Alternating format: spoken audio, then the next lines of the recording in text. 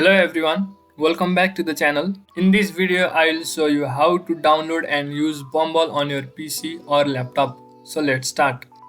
First of all, open any browser and search for Bumble.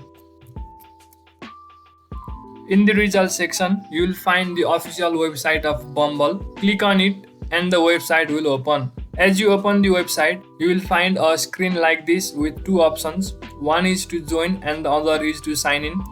While checking through the website, you won't find any option to download the Bumble platform. So it's pretty clear that you cannot directly download the platform on your PC or laptop device. Instead, you can simply use it from the official website. You can either create a new account or sign in with your existing account and continue using Bumble from the website. However, if you are really looking for an option to download the app, then there are third-party softwares that let you download the app as a whole.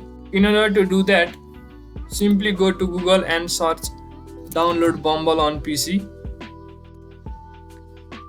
As you go through, you will find options such as Memo, BlueStacks and so on. These are the third-party softwares that let you download the dating app, but you will have to download these applications at first on your PC.